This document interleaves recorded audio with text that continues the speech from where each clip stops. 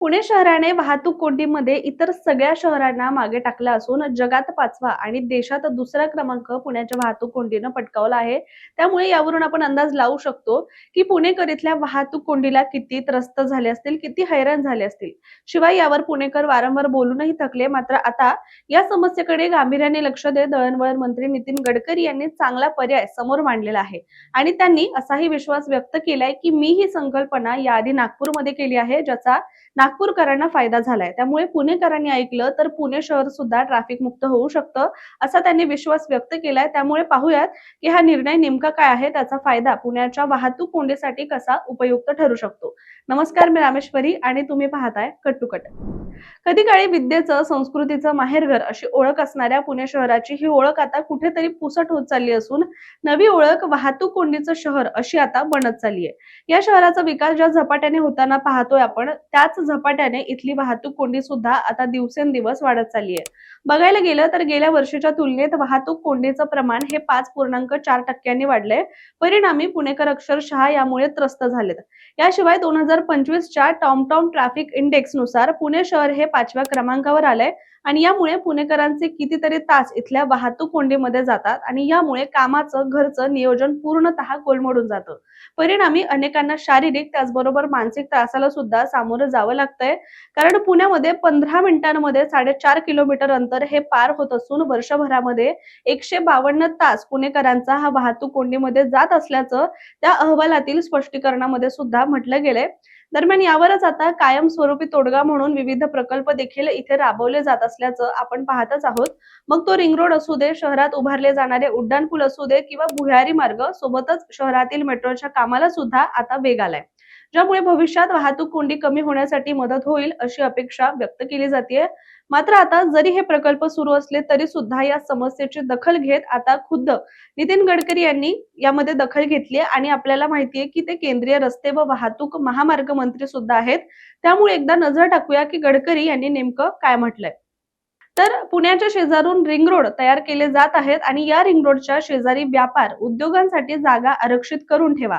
शहरातील बाजारपेठ त्या भागांमध्ये स्थलांतरित झाल्यानंतर पुण्यातील वाहतूक कोंडी, प्रदूषणाचा प्रश्न कमी होईल. लोकप्रतिनिधींची जर इच्छाशक्ती असेल तर हे होऊ शकतं. मी नागपूरमध्ये हे करून दाखवलं आहे, असं सल्ला गडकरी यांनी केंद्रीय राज्यमंत्री मुरलीधर मोहोळ आणि पुण्याच्या महापौर मंजुषा नागपुरे यांना दिलाय. याशिवाय ते पुढे असं म्हणाले की पुण्यात वाहतूक कोंडी, प्रदूषण प्रचंड वाढत आहे. पुढील 3 महिन्यांमध्ये पुण्याच्या चारही बाजूंना 50,000 कोटी रुपयांच्या रस्त्यांची कामं सुरू करणार आहे. त्यामुळे रिंग रोडच्या शेजारी गोडाऊन सुरू करावे, तिथे हार्डवेअर, जुन्या वाहनांची विक्री, भुसार बाजार यासह अन्य व्यवसाय आणि उद्योग सुद्धा स्थलांतरित करावे, असं त्यांनी म्हटलेलं आहे. आता आपण पाहूयात की शहरातील बाजारपेठांचं शहराच्या बाहेर स्थलांतर झाल्यास वाहतूक कोंडी कशी कमी होऊ शकते. तर सध्या वाढत्या वाहतूक कोंडीचा शहराच्या मध्यवर्ती भागातील रस्त्यांवर प्रचंड ताण येतोय. शिवाय या भागांमध्ये मोठ्या प्रमाणात बाजारपेठा, घाऊक व्यापार आणि माल वाहतूक सुरू असल्यामुळे रस्त्यांवर सतत ट्रक, टेम्पो आणि मालवाहू वाहनं ही ये जा करत असतात. त्यात बाजारपेठांच्या परिसरामध्ये मोठ्या प्रमाणावर पार्किंगची समस्या असते. व्यापारी, ग्राहक आणि माल वाहतूक यामुळे रस्त्यांवर अनियंत्रितपणे पार्किंग सुद्धा करत असल्याचं पाहायला मिळतं. त्याचबरोबर बाजारपेठांमध्ये माल पोहोचवण्यासाठी सकाळपासून रात्रीपर्यंत ट्रक आणि टेम्पोची वर्दळ ही सुरूच असते. त्यात पुण्यात काही जुने रस्ते असल्यामुळे ते अरुंद असल्याने तिथे लगेचच गर्दी होत असते आणि त्यामुळे स्थानिकांना सुद्धा प्रचंड त्रासाला सामोरं जावं लागतंय. आणि म्हणूनच अशा परिस्थितीमध्ये शहरातील मोठ्या बाजारपेठा शहराबाहेर स्थलांतरित केल्यास ही जड वाहनं शहरामध्ये कमी प्रमाणात येतील आणि वाहतूक व्यवस्थेमध्ये मोठा बदल होऊ शकतो. वाहन चालकांचा प्रचंड वेळ सुद्धा वाचेल. तसंच शहराबाहेर नवीन बाजारपेठा उभारल्यास आधुनिक पायाभूत सुविधा, मोठे गोदाम, माल साठवणूक आणि माल वाहतुकीसाठी स्वतंत्र रस्ते सुद्धा तयार करता येऊ शकतील. त्यामुळे व्यापार अधिक सुलभ होईल आणि शहरातील गर्दी सुद्धा कमी होईल. त्याचबरोबर मोकळे रस्ते सुद्धा पुणेकरांना नक्कीच अनुभवता येतील. त्यामुळे शहराच्या नियोजनाच्या दृष्टीने हा निर्णय अत्यंत महत्त्वाचा सुद्धा मानला जातोय. दरम्यान याआधी सुद्धा आपण पुण्यातील वाहतूक कोंडीवर अनेक व्हिडिओ करत वेगवेगळ्या समस्यांवर बोललेलो आहोत. त्याबद्दल सुद्धा तुम्ही आपल्या चॅनलवर नक्की भेट देऊन ते व्हिडिओ सुद्धा पाहू शकता. आता आपण एकदा पुण्यातील महत्त्वाच्या बाजारपेठा नेमक्या कोणत्या आहेत हे सुद्धा पाहूयात. तर गुळटेकडी मार्केट यार्ड ही पुण्यातील सर्वात मोठी कृषी घाऊक अर्थात होलसेल बाजारपेठ आहे. इथे दररोज शेकडो ट्रक आणि टेम्पो ये जा करतात आणि यानंतर नानापेठ परिसरामध्ये लोखंड, हार्डवेअर, मशिनरी यांचा मोठ्या प्रमाणावर व्यापार चालतो. त्यानंतर भवानी पेठेमध्ये धान्य, कडधान्य यांची मोठी वाहतूक होते.